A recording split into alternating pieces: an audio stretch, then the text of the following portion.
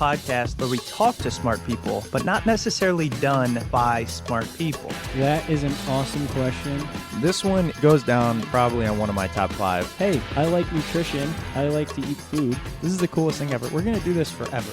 I wish I paid more attention in that class. You know, I'm going to be honest, I don't understand that. As a man, I don't get it. Welcome to smartpeoplepodcast.com. Hello and welcome to Smart People Podcast, conversations that satisfy your curious mind. Chris Stemp here. Wow, we've got a big one. Like, this was one of those episodes where I'm on it and I'm interviewing the guest and I'm going, how did I get here? So to get straight to it, we interviewed the performance coach for the GOAT, like the GOAT of all GOATs, Michael Jordan. Oh, he's not the GOAT? How about Kobe Bryant? Dwyane Wade. We interviewed the performance coach of Jordan, Bryant, Wade, and more. This week on the show, Tim Grover, author of the international bestseller Relentless, and his newest book, what we're talking about today, is called Winning, the Unforgiving Race to Greatness. Now, one thing I have to say up front is this idea of winning at all costs in business, in life, in sports, I don't know. It always felt a little too competitive to me, even though I've always played sports and I played it at pretty high levels and things like that. But this episode changed my opinion on it. As you're going to hear Tim say, one of Kobe's favorite quotes was, "Winning is everything." And I always thought, well, is it? But then I realized, what game am I playing? And that's what we focus on. What game are you playing? For me, it's being a father, being a husband, being a professional. It's all of the things that I do. And do I want to win in the sense that, do I want to accomplish what I believe is winning? My definition of the end goal. And of course I do. Just because I want to win at this life doesn't mean others have to lose. It was a little bit of a paradigm shift. And that's just one small thing. So I told you a little bit about our guest, Tim. More formally, he is the CEO of Attack Athletics, founded in 1989, world-renowned for his legendary work with elite champions and Hall of Famers, including MJ, Kobe, Dwyane Wade, and hundreds of other NFL, MLB, NBA, and Olympic athletes. He is the preeminent authority on the science and art of physical and mental dominance and achieving excellence. As I mentioned, the book we are talking about today is called Winning, the Unforgiving Race to Greatness. Look, we can only bring cool guests like this on the show because of what we've built thus far. And to keep building and growing and maybe go back to weekly and do more cool stuff. And we have video now. We need your support. So there's 2 things you can do. Number 1 actually is make sure you're subscribed and telling others about the show. So if you're just listening, hit that subscribe button. It's changed in iTunes. Make sure you're still subscribed there. I think it's follow now, Spotify, wherever you are. And then, of course, you could have asked Tim your own question if you support us on Patreon. So patreon.com/smartpeoplepodcast, couple bucks, you could ask Tim a question. All right, let's get to it. So excited to bring you Tim Grover as we talk about winning. What does MJ have to say? What's Kobe have to say? Enjoy.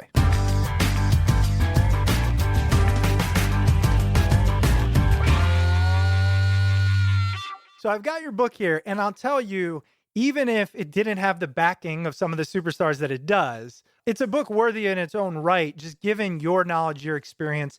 And I can't wait to dig into this idea of winning from the lens of the average person. That's really what I'm excited about. But it all starts with, let's be honest, MJ and Kobe. I mean, in your life, did you imagine knowing the ins and out of those people that will go down in history as the best? You know what? I always said, set unrealistic expectations and expect to achieve them. But even those were unrealistic for me, but for anybody. But, to be able to be involved in their lives, in their development, in their careers, it was something that if you're going to shoot for something, shoot for the top. That's why I say shoot for the top. And I shot for the top, and you can see the results. You got there.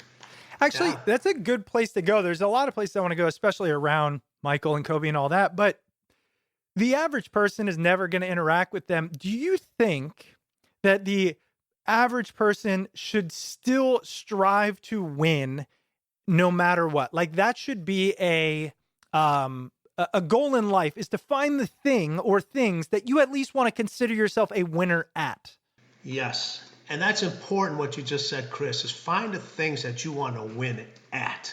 All right. And the one thing I would take out is like, I know when we talk about Michael and Kobe, we talk about exceptional individuals, but don't ever think of anybody as an average individual. We talk about maybe in a non-athletic endeavor, but you want to win. You want to have to know that you're talented at something. You want to know you're competitive at something. You want to know you're resilient, and those where you find your wins. Because winning, it's everywhere. It's every minute, and we have an opportunity to win. What's happened is through this last, everything that's been going on in the world for this last year and a half, is we've forgotten what a win looks like. Yeah. Yeah, we forgot what it looks like. We forgot what it feels like. So one of the reasons of writing this book is to remind people that your little wins every single day get you closer to those big wins. And we've gotten so complacent because everything that's going on now, and so fearful that we're forgetting to actually go out and go chase those wins. And when I mean out, I'm not saying physically go outside. It's go outside. What's blocking you in here to allow you to get that win. I think that's such a great point. I actually got goosebumps for this reason. It happened to me a couple of months ago. It was when I got vaccinated and I was like, I'm ready to go. And I was a different person. I didn't realize what a year of, I hate to say it, but survival mentality, right? I've got 2 little kids. So yes, physical survival, but just let's make it out. What that had done to my extroversion, which I am, right? So how do you think that impacts our striving to win when we're in this state of fear for so long? Well, that's the thing. Everyone was in a state of fear. I don't care who you were. You could be the most successful company out there that just had unbelievable numbers during the pandemic and all this other stuff and things. But what you can't have is, we all had fear, but just like what you said, you didn't have doubt. You didn't have doubt of what the outcome was going to be. You're like, okay, this is going to come to an end. Yes, we are fearful, but that fear actually motivated you. It didn't paralyze you. It woken your senses up. I always say, you look at an individual, when you're sitting next to somebody and you scare them or they scare you, everything becomes alert. Like everything's alert. You're like Lily. You're ready to move. You're ready to do everything. And then you have other people that just run into the corner. So fear is not pushing you in the corner. It's that doubt that's pushing you in the corner. It's that you're doubting, hey, what am I going to do once this thing ends? Am I really going to be prepared? I'm not in the same mind frame anymore. I'm not in the physical health. What are we going to do with that? What are we going to do with when the kids have to go back to school? They haven't been able to socialize with their friends. So you start creating all this doubt by overthinking. And I always say, remember, fear is instinctive. It's instinctive. We were all instinctively fear of when this thing happened. But doubt is created by us. We create that doubt. We create that. We create that overthinking. We create like that panic in us. I say fear is pressure, all right? And pressure is a privilege. You see individuals, if you have pressure, that means somebody believes in you. That means you should believe in yourself. Doubt creates panic. And there's a huge difference between pressure and panic. You see this, you look at, you said you like to play golf. Golf is one of your sports, and baseball is the other one. You can tell when an individual, when they're trying to make that putt or they're trying to make that drive, they feel that pressure and they strive at it. But when they have that little doubt in them, their swing goes to the left, their swing goes to the right, or a baseball player, they overanalyze the pitch that's going to be thrown at them. And that's what a lot of us is happening now, or happened, is that doubt created so much panic. And when we have doubt in our stuff, We don't play to win, we play to lose.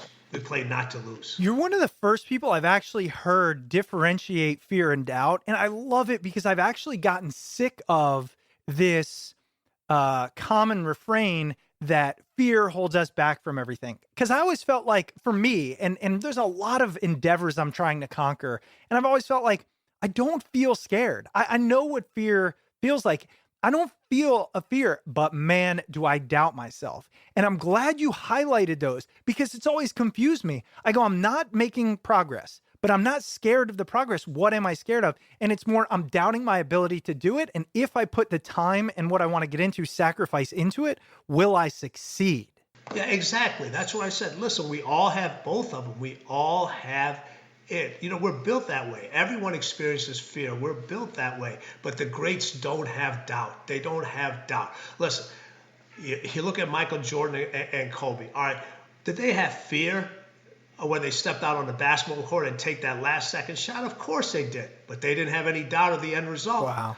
They didn't have doubt of the end result. And you can pull, there's plenty of videos out there where you talk about the greatest competitors in sports, business, and everything. And they'll talk about how fear was actually one of their biggest fuels, and they needed it because here's the thing. If you haven't set your goals of winning, and whatever it may be, it could be financially, it could be from a family structure standpoint, it could be from business, it could be whatever it is. If your goals aren't high enough, you're not going to have fear. Mm-hmm. Fear means you're setting something out there that you actually have to work, go after, stay focused in to obtain it. Do you think that the key to winning, the key to the best is figuring out the way to succeed in the face of fear and remove doubt? Like, could it be almost that simple? It can be that simple, but the one thing is there's no key. It's a combination. Sure. And that's the problem. So, you have people, they'll fidget around. Everybody will figure out the first number and they'll get, it's so excited. All right, but that actually makes you, then you get that kind of puts your fear at calm a little bit, but then you start to doubt, can I get that second number? Then when you don't have a hard time getting that second number, then you're like, I'm just going to I'm not even going to try for the third number. I'm just going to forget it. We do overcomplicate things. We do make things so much more complicated than we have to, because when we overcomplicate things, it gives us an excuse. It gives us an excuse. It gives us a built-in excuse not to win. That's a good point. So I want to kind of pull back a little bit and talk about, let's start with, how did you get into working with the best that ever were, especially in basketball, like Michael and Kobe? How did that even happen? Because I imagine it's somebody that, like, let's say MJ, he knows, and this guy is literally the one in the world, that everybody looks up to. How do you get in that position? Well, so it's a funniest story. I think it's funny. So I always wanted to work with professional athletes. So I finished my master's degree in exercise science. I took a job in a local health club, but I always knew what I wanted to do. And there was a small article in the paper saying how Michael Jordan was tired of taking the physical abuse from the Detroit Pistons. Now remember, I had never worked with a professional athlete. I had never, I've worked with recreational athletes, but never with a professional athlete. So I said, you know what? I'm going to send letters to every single Chicago Bulls player, but I'm not going to send one to Michael Jordan because he's already so talented. He's not going to hire me, but I can, if I show my results to everybody else, to the one of the other players, maybe Michael will take notice, and that's my way in the door. So back then, there's no emails. All right, you can't social media somebody, so you had to physically write a letter, go to the post office and get a stamp and mail it out. So I sent 14 letters out to the Chicago Bulls players, and what happens is they get thrown in a pile and they get thrown in as fan mail. So if you write one to whoever the player is, Scottie Pippen, Brad Sellers, whoever it is, they put it in their mail and they send it. Now it's up to the player whether they want to open it or not. Obviously, one of those letters got opened, and it was sitting in somebody else's locker, and Michael actually reached in somebody else's locker and pulled the letter out and told the team physician and the team athletic trainer at that time, say, hey, find out what this is about. because he wasn't happy with us, what was going on with the program the organization had. Wow. So for 3 months, I went back and forth for the team physician and the team athletic trainer. They asked me a bunch of questions, had me take a bunch of exams, a bunch of practical stuff to make sure I knew what I was doing. And they said, hey, they gave me an address. They said, we want you to meet the client. I still didn't have any idea who they were talking to. I'm thinking it's somebody, a top first round pick that isn't performing up to their level. So they give me the address. They said, here's the address. Meet the client at 1:30. All right, so I drive out there, and this was before the big gated house and all that other stuff. So I ring the doorbell once, no answer. Ring it twice, no answer. Ring it the third time. Michael Jordan opens up the door. Come on. All right. I was wearing Converse. Oh, no way. That's not real. Are you for real? I was wearing Converse. I didn't know who I was meeting. Sure. I was like, okay. So he opens the door. I'm not a starstruck person. So the first thing that came into my mind, I was like, if I walk in the house with these shoes, it's going to be a problem. So I took off my shoes before I entered the house. Now remember, I'm working at a local health club, not making a whole lot of money. Wow. I take off my shoes. My socks have 2 big holes in them. All right. So I like, what's my first reaction? So I turn the socks over. So the dirty part's on the top and the holy part's on the, like, for some reason, that's just going to make it so much better. Yeah. Oh my God. So I leave the shoes outside. I walk into the house. We go down to the basement. He goes, explain your philosophy for him. So I went through all what I could offer, what I can do. I went through all these different things. And he just said, this doesn't sound right. And I said, well, it doesn't get any righter. I said, he goes, I'll give you 30 days. And 30 days turned into 15 years. And then when I walked out of the house, I was putting on my shoes. He looked at me and said, never again. I was just outside. I knew exactly what he was talking about. But I was able to explain to him what I felt he needed, not what everybody else was following a blueprint. Everybody was following, what to think. And in my mind, I was like, well, if you watch Michael play, I was like, he wasn't a what to think guy. He was more of a how to think. He kind of knew what his body was so intuitive to what he did. So a lot of the stuff that I presented to him, I was like, hey, he goes, he goes, I haven't heard this stuff before. This is unusual. I said, yeah. He goes, you got any data to back this up? I'm like, nope. Wow. I said, I don't. So where did you come up with it? Where did you come up with the philosophy that convinced MJ to take a shot on somebody? Well, you know what? It was just what I explained to him. He hadn't heard before. Mm. And I explained it to him in a way that really, really made sense to him. I was just like, okay. Because he goes, I need to get bigger. I want to get stronger. I want to get faster. Mm. And I was just like, all right. And everybody thought about bulking him up. And it was like, and I was like, well, that's not the way we need to do this. I was like, let's address the common injuries that you're having. Let's address the hamstrings. Let's address the ankles. Let's address the groin pulls. I said, if we address those things, I said, it's automatically going to make you a better athlete. It's already going to make you stronger. It's already going to make you faster. It's already going to make you a basketball player. I said, once we address those things, then we can start adding weight. I said, if we start adding weight to an area that's not already weak, that has a weak link into it, we're just going to increase the chance of it getting injured again. And he goes, you know what, that makes sense. And he goes, and then, he was I was like, Michael, I said, I'm going with this. I was like, I have no data behind this, but I said, I know this is right. Wow. I said, I know this is right. Well, and he trusted me. Like I said, he gave me 30 days. So I can infer a lot of lessons from that, but I'd rather know what you infer from that you wish people knew. What do you take away from that experience? Basically landing Michael Jordan as a client that you think others could infuse into their life to win more? When we talked about earlier about the fear and the doubt stuff, here's what everybody's looking for. Everyone's looking for the easiest path. I get this question all the time. What's the one thing? There is no one thing. All right. There are no steps. There's multiple steps. How many books do people put out? 5 steps to greatness, 10 steps to success. those steps are constantly infinite. And I was literally climbing those steps every single day. I mean, when I finished my degree to the time I got Michael, I think it was about 4 years in between those things. But every step got me a little closer to the winning thing. Working with the non-athletes, working with the recreational athletes, working with whoever wanted to who wanted to be in better physical and better mental shape. So those things, just constantly working on your craft, knowing you're not going to be able to just climb the steps all the way to the top. One time you climb those steps, they're infinite. You may have to crawl on those steps. Those steps may disappear on you.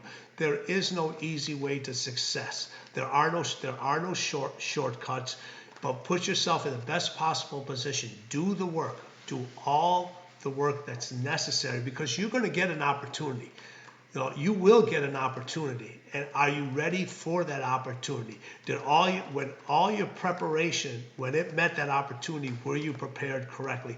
Remember, I was the one individual that since I didn't send a letter to Michael, it doesn't mean I didn't study his patterns. I didn't study what he needed, what was going on. All right, it was just like, all right, listen, do the whole job. Take care of all 15 players. And obviously it was easier to get information on Michael because, going back to his North Carolina days, there was so much available on TV and the different games and so forth. Obviously we didn't have all the luxuries that we have now, but still paying attention and taking down the different notes, knowing, hey, this is the ultimate win. Yeah. This is the ultimate win. But in order to get to that ultimate win, I got to do the most unultimate things ever to get to that one. And now a quick word from this week's sponsor. This week's episode is brought to you by Audible. Forget about last summer. It's all about this summer. We've all been inside long enough, so grab some beach towels, stock the cooler, and make your escape. It's time to celebrate the best season of the year like never before. With so many great stories and programs, Audible is the perfect summer partner. And now is the absolute best time to do it because Prime members can save 53% off your first 4 months. With Audible, you can listen to more of whatever you're into because Audible has it all. An unbeatable selection of audiobooks, tons of binge-worthy podcasts, and exclusive originals, all available to download or stream. Here's what you get. As an Audible member, you can choose one title a month, like the latest bestseller or hottest new release, yours to keep forever. But here's the best part. You also get full access to Audible's streaming library, the Plus catalog. Discover your next podcast obsession, check that audiobook off your bucket list, or get lost in a world of original content from celebrity creators, best-selling authors, and leading experts. The kind of stuff you can't hear anywhere else. Stream all you want, as much as you want. Audible is the perfect companion for summer because no matter where you're going or what you're doing, you'll always have just the right thing to listen to at your fingertips. Perfect for road trips, lazy beach days, long bike rides, or just barbecuing in the backyard. Right now, for a limited time, Amazon Prime members can save 53% on 4 months of Audible. That's only $6.95 a month. If you're not an Amazon Prime member, what are you waiting for? Go to Amazon and sign up so you can get this deal and so much more. Get more out of summer with Audible. To take advantage of this incredible limited time offer, go to audible.com/smart. That's audible.com/smart. And now back to the episode.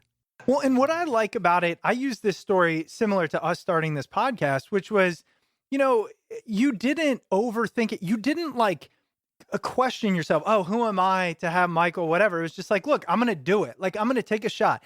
You didn't stake your entire life on it either. I think too often we attach ourselves to an outcome or to an anticipated outcome so much so that it builds up. If that goes wrong, who am I, right? So if you said, I'm going to be Michael Jordan's trainer, let's just say that, the weight of that, which is really almost not even in your hands to some extent, right, is too much. And you might have just said, forget it. And you settle for less. I said, I'm going to train professional athletes. Yeah. That was my winning. to train professional. I did not say I'm going to go train this player. That, you know, obviously once I got into business, there was individuals I wanted to work with, but it was just like, here it is. This is what I'm going to do. Because what happens is, and I talk about this in the book, is that, you know, winning wages a war on the battlefield of your mind. You know, you have all these doubts and these warnings that are constantly going off in your head. You have the fear, you have the anxiety, you have all this stuff, and these bombs are going off all the time where you won't even take that first step. You won't take that first chance. And then, you know, when you talk about the podcast thing, is how many people told you, terrible idea. Right. You can't win at this. It's going to cost you too much. And then there's these other bombs that people throw at you all the time that are disguised, and people even don't know they're bombs. It's just like, how about this one? All right, you should take a day off. You work too hard. You have no chance at this. Or the other ones, they tell you, you got this. Well, what do you actually have? What you need to define this a little bit more.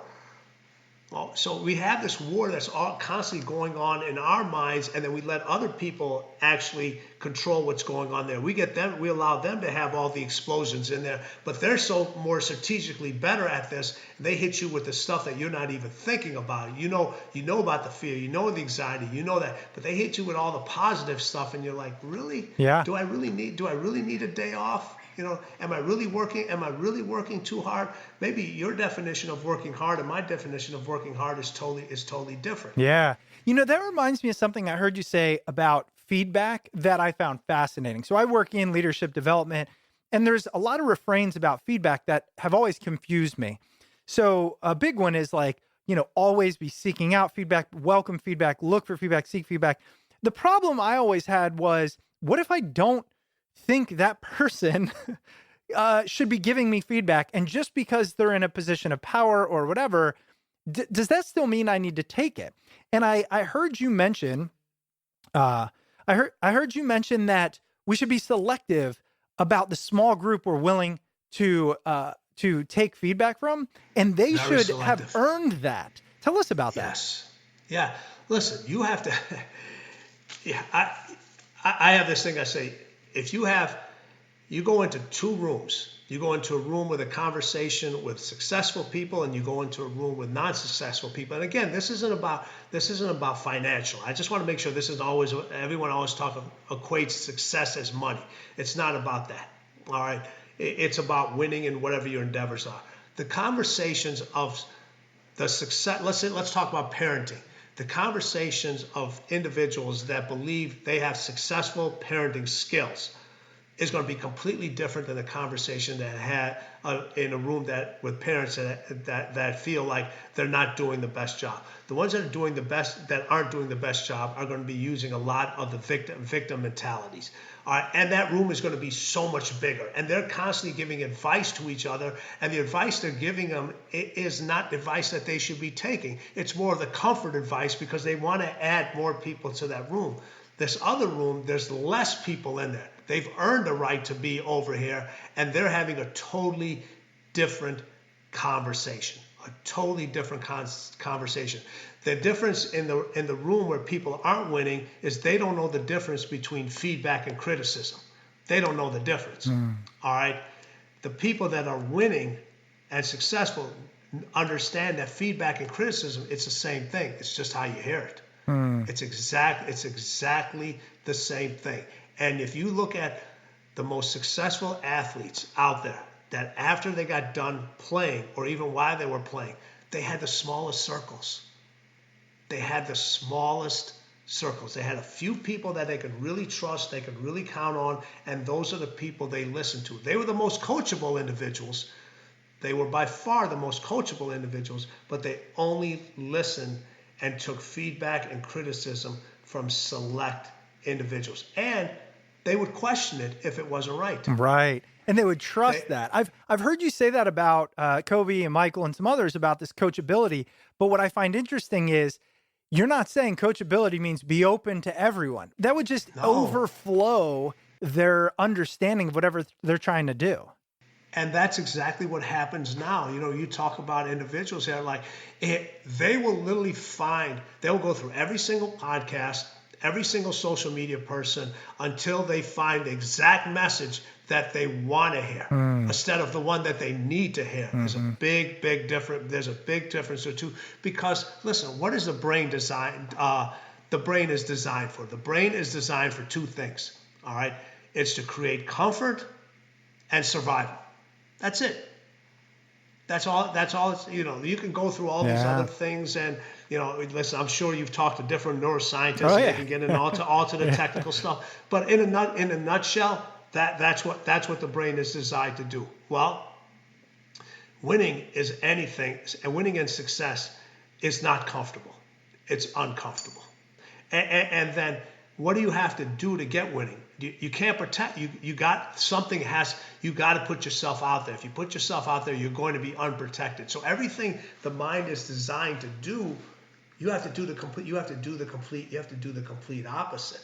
And what we prefer to be in gatherings of large individuals. That's more comforting to us. Yeah. That's because we all want to stand out till it's time to stand out, or somebody takes notice. Now all of a sudden you don't want to stand out. I'll have individuals that come up to me and say, "Listen, I want to be a singer." All right, and I will literally be in a restaurant, and I'll grab that individual and I'll take them to a table and I say, "Sing to these people right now, right now." Wow. That's All right. yeah. And what do you gain from that? What do you read from that when they do that? Or if they don't? Well, first I want to see if they're prepared. Yeah.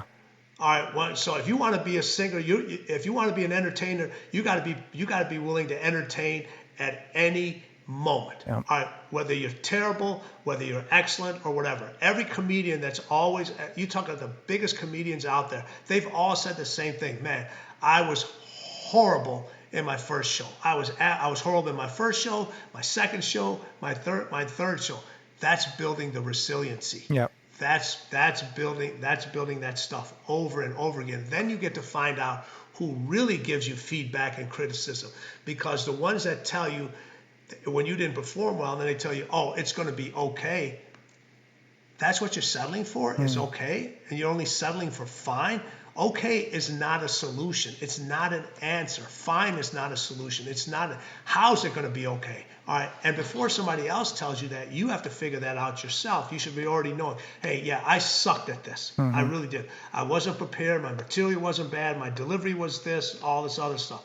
But be ready when somebody creates that opportunity. Hell, I don't know who I had you singing to. It could have been somebody who works for a record studio or something like that. Yeah. So you got to be ready. You got to be ready. Yeah, and as you talked about the difficulty behind success, and that it's not easy, and it's the opposite of our brain. One of the things that I really wanted to discuss with you was sacrifice. Something I struggle with because I have a lot of interests and I have multiple values. So for example, I mentioned I have little kids, right? They're a value of mine, and I know you do too. There's a story in here where you talk about that. I think that's one of the hardest. Prior to my kids, I joke with my wife, she was like, "You worked all the time." But it wasn't really work. It was just my life, and it didn't really bother me. Now it's a noticeable sacrifice when I'm not with them, even if I'm doing something that will eventually benefit them. So many people in today's world deal with this, and it's a real issue. How do we counteract the want to win in a certain area with the understanding that it's a sacrifice and it's time we'll never get back? They go together. They go together, and the people that support you, that stand next to you, and remember I said next to you, not behind you. They stand next to you. Understand that something has to give. Listen, time for everything equals time for nothing. All right, so you have somebody that really wants to excel at something. Something is going to have to give. There's so many people that love to talk about balance out there, balance, and that's basically what this is. Let me tell you something, and I'll make it extremely simple for everybody out there. There is no balance. You don't find balance. You create balance, and it's different for each individual out there. What you may find is balance for you may not be balance for somebody else. It's personal to everything. Every successful individual I know, there are some sacrifices and some stuff that you don't want to do, but you have to make those choices. Now, when you make those choices, are the results going to be beneficial to everyone. So the thing that if you sacrifice the time with your children, early on, and I'm not saying ignore them, I'm just talking about sacrificing some time, is the reward going to be beneficial?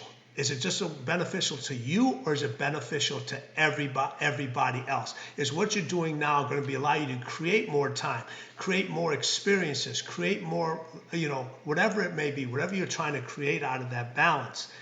And you have to create those things. Otherwise, it's a loss for everyone. And how do you create those things? It's not about adding more. When we talk about balance, everybody wants to add more, because everybody say as I say, you need to spend more time with, with your significant other. You need to spend time more here. You need to spend more time here.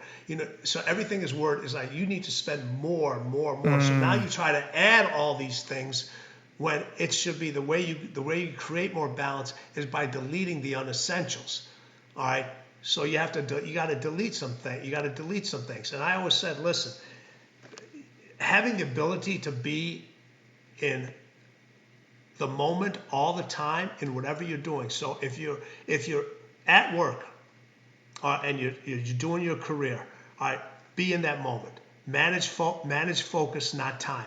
When you're with your kids, manage focus, not time.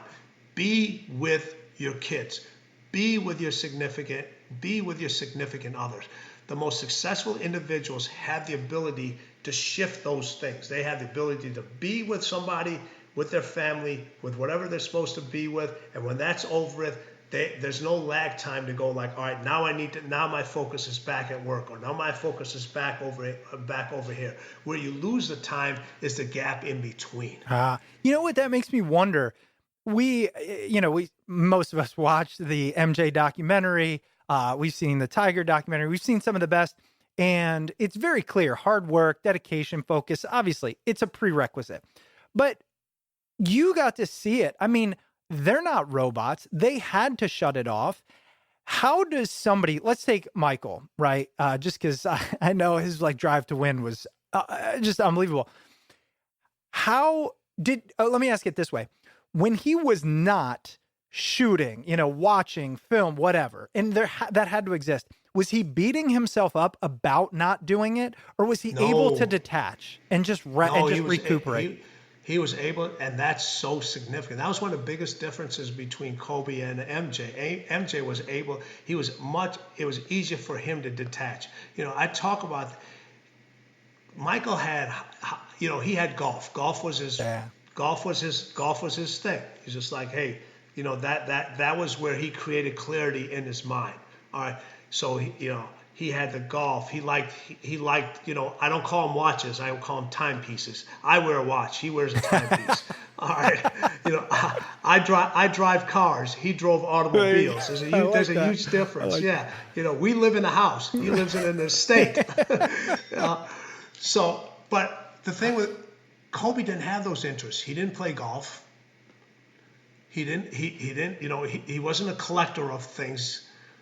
All right. He wasn't into automobiles. Wow. Later on in his career, he got more into fashion. He started to dress a little bit more. Mm-hmm. So Kobe had a very hard time with the detaching of things. Mm. All right. And that's where he came up with the whole, he was truly, truly obsessed. Now and that's an important lesson, because you can get to that race, and that unforgiving race to winning, not just one way. There's numerous ways to do it.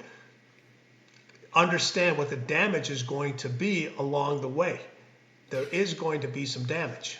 That's really important, actually, because we're taking two people that arguably are the greatest at a sport, right? And we're saying there's two ways to get there, or there's multiple ways. And I know you talk about in the book, that's why you call it the unforgiving race to greatness. It is going to be hard. It is going to be unforgiving. There are some things that are common, sacrifice. But I think too often we look at the greats and we assume that's the way to do it. But what I like what you're saying is, MJ was able to find another outlet. Kobe was not. So what works for you? Yes. That's kind of the takeaway. In the book I said, well, you've been chosen. in the first chapter, I said, you've been chosen. All right, that's what you have to figure out your own way. That's one of the things. Even the first book I wrote, Relentless, and this one, everybody's like, well, you don't tell us what to do. Exactly. I'm not. Your whole life, people have been telling you what to do. All right, winning is not going to tell you what to do. It's going to tell you to figure it out. You have to figure it out, and you may have to take pieces from this, take pieces from here, take pieces from here, and then when you put all those pieces together, it's going to look like a shape. You're like, what the hell is this thing? But winning's going to recognize it. You know what? That's the person I'm going to deal with, because they're not worried that all the shapes and the pieces fit together. There are some pieces that are going to be missing, and that's so important. And now a quick break for one of this week's sponsors. This week's episode is brought to you by Felix Gray, the blue light glasses that started it all. 5 years ago, Felix Gray realized our eyes weren't meant to look at screens all day, and designed glasses to make daily screen time more comfortable and the workday more productive. Now more than ever, Americans are spending more time on computers, phones, tablets, gaming devices, and so many other sources of blue light. Felix Gray glasses are not like other blue light lenses. Felix Gray lenses filter 15 times more blue light that can make screen time tough on eyes and disruptive to sleep. Felix Gray offer classic frame styles made from acetate and hand-finished for a durable, lightweight, and really comfortable pair of glasses. Non-prescription and prescription available. Check them out now, felixgrayglasses.com/smart. If you can feel your screen time, or if you're not sure if blue light glasses are right for you, start with the best in blue light. Try Felix Gray. With their 30-day money-back guarantee, there's nothing to lose but eye strain. Listen, you've been there, I've been there, staring at either my laptop for too long or my cell phone when you start getting sore, tired, or itchy, watery eyes, or maybe you start getting a headache. If you've experienced any of that, you need to check out Felix Gray. Get yourself a pair of glasses made for the 21st century and designed for modern, hardworking eyes. You have nothing to lose except maybe eye strain. Go to felixgrayglasses.com/smart for the best blue light glasses on the market. That's FELIXGRAY glasses.com/smart. Free shipping, free returns, free exchanges. felixgrayglasses.com/smart. And now back to the episode. It's interesting to hear that from somebody who worked with people that I feel like didn't have any pieces missing. You look at like an MJ, you look at a Kobe, you're like, no pieces missing. Additional pieces ready for them, Yeah. No, yes, listen, every single great competitor, every great winner, sports, business, across the board, life, whatever it is, they're all flawed. Yeah. But they don't hide their flaws. They don't hide their flaws. They use them. They're like, okay, this is a part of me. This is who I am. And they're like, every time they show up, they bring all of themselves. They bring their flaws, they bring their good, they bring their bad, they bring their up, they bring their down. They bring the whole person. And we are so afraid to bring the whole person. And winning is not going to accept only a part of you. When you win, you don't get a half a trophy. You get the whole trophy. You win at the Olympics. You get the whole. If you're a team, everybody on that team gets the medal. They don't divide it up into 12 different pieces. Yet what we want to do is we want to divide ourselves up into all these different pieces of the pieces we want to show people in the public, that we want to show our friends, that we'll show ourselves, and then we have the separate pieces over here that we don't want to show anybody, and those pieces are the ones that have been missing that are keeping you from winning.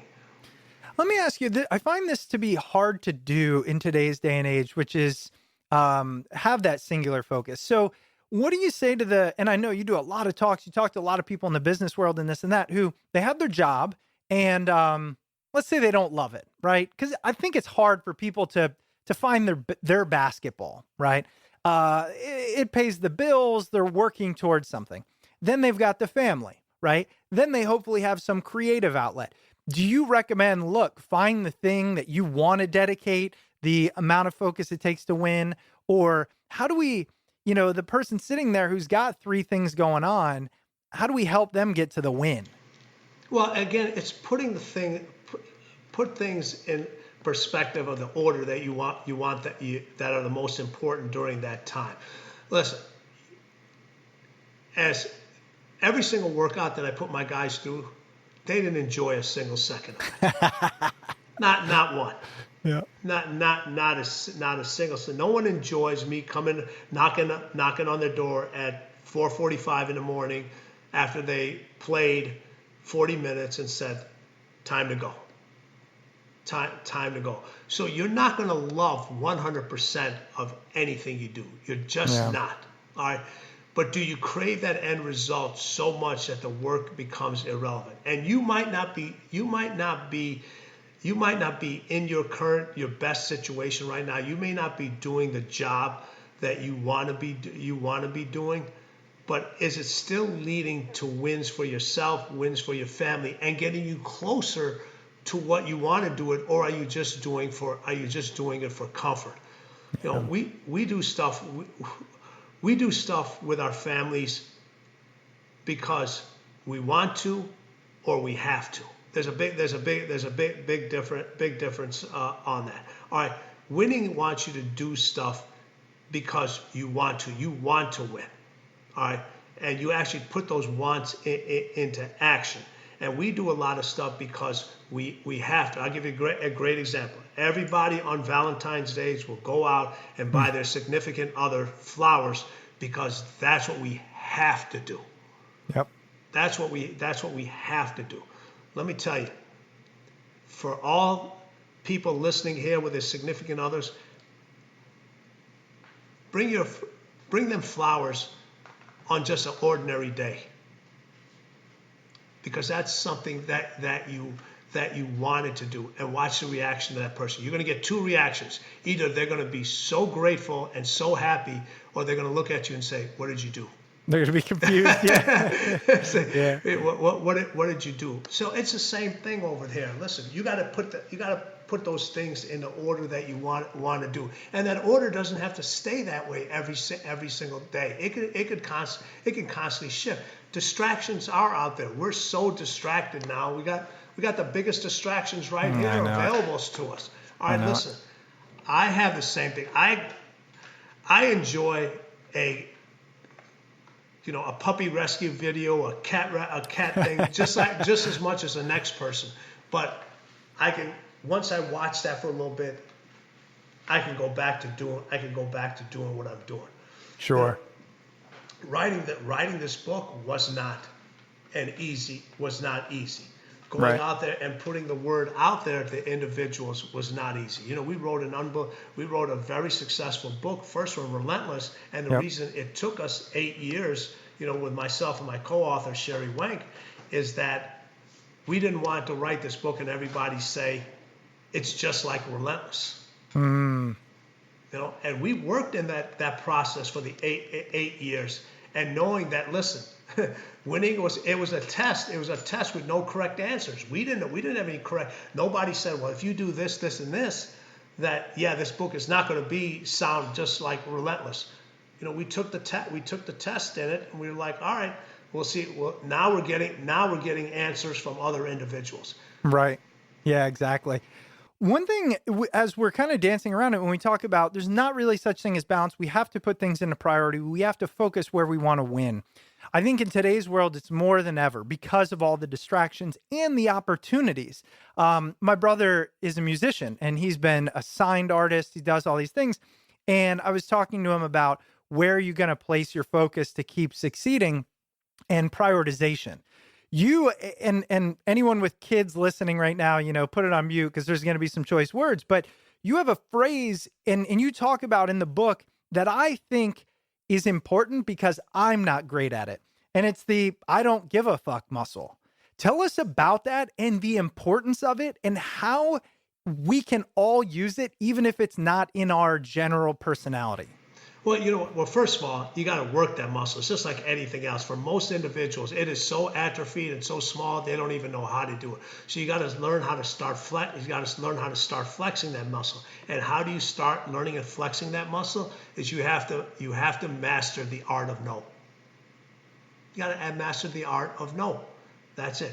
Yeah, people and no does not require an explanation. All right, no is no. If it requires an explanation, you're not really sure of that no.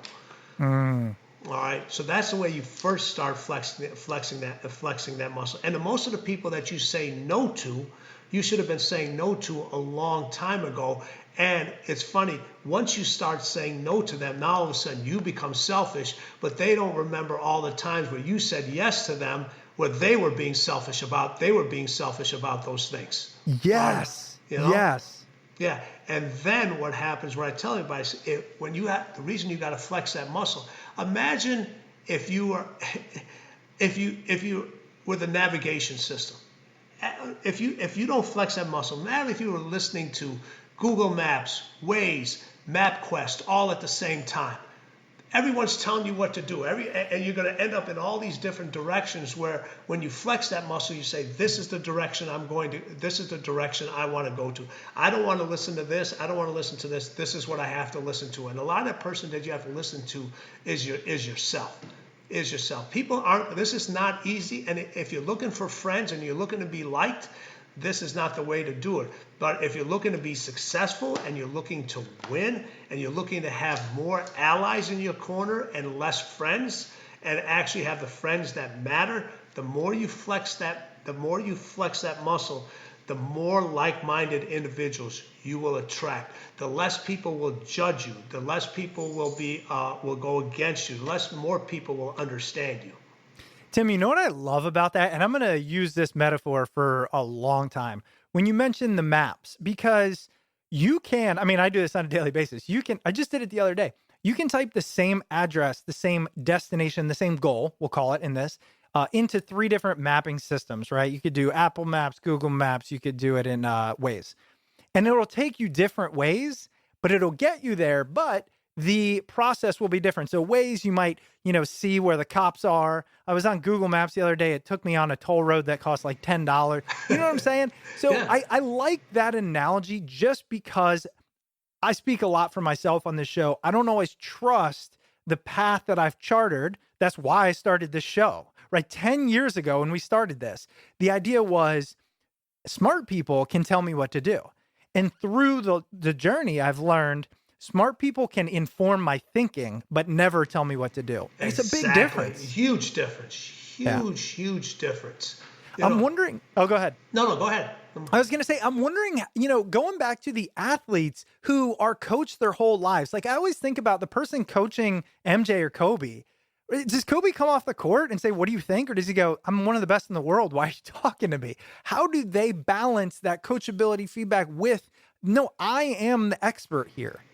No, you know what? Like I said earlier, they are the most coachable individuals. They are gonna clash with those individuals, and you have to stand up and say, "Hey, this is the way things are gonna be done." But you also have to give them their individuality. Early on in Michael's career, everybody knows about the shot against Craig Elo. So Doug Collins was the coach at that time, and MJ absolutely loved Doug. So Doug drew up this elaborate play. Said, hey, you need to go here. This is what you need to do. And then Michael, we want you cutting here. This is what's going to happen. All this other stuff. And again, kids, I am going to use exactly what he said. So there's going to be a word in there. So this is coming with a warning. So Michael gets out of the huddle. All right. And this play is drawn up, and he goes to the team. He goes, hey man, give me the ball and get the fuck out the way.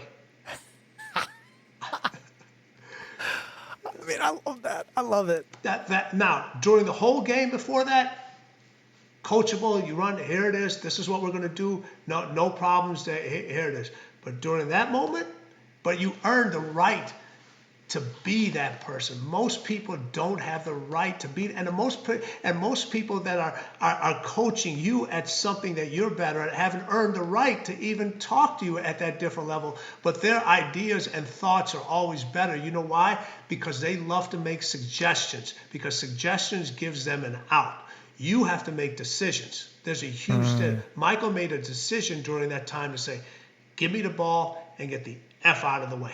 If I'm going to win this game, it's on me. If I'm going to lose this game, it's on me. I'll be damned if I'm going to get somebody else, put this game in somebody else's in their hands. The thing about that is, by saying it, and you can clearly see where I'm trying to improve, but by saying that, you're putting even more pressure on you. I've always been amazed at those people. And pressure is a privilege. That means somebody believes in you. Do you believe in yourself? They can't believe more in you than you believe in yourself. And what's the difference between pressure and stress? Stress is just pressure you decide not to deal with. So if you deal with pressure situations on a regular basis, it never turns into stress. How do you, when you get a cut, or one of your kids gets, how do you stop the bleeding? You put pressure on it. All right. I'm assuming you're married. Yep. All right. Your wife, I'm assuming she wears a ring. Yes, she does. Okay. It has a diamond. That diamond was made through pressure. All right. That's true. So we have all these beautiful things that are made through pressure, but yet what do? We run from it. We shouldn't run. Instead of running from it, we should be running towards it. Pressure defines who we are and who we're not. But most importantly, it defines who we can become. And winning wants you to know winning's going to make you become that person. There's this old adage, and I hate this one, but it drives me absolutely nuts. People always say, I'm afraid to become that person. No, be afraid not to become that person. I've always said that what drives me is exactly what you're talking about, which is I'm far more worried that I'll get to the end of the one life that I have, or even later on, and realize that I didn't take that chance. I've pretty much lived my life saying I just don't want to regret things. And that can sound like sounding safe, but in reality, it's not. I'll regret more not doing it. I mean, these are very common refrains that a lot of people have heard, but it's served me well so far, because when you sit back and say, I can just be safe about this, I can take the easy path, you're going to regret that. The price of regret is so much greater than the price of not trying or doing. It's so much greater. Yeah. So much.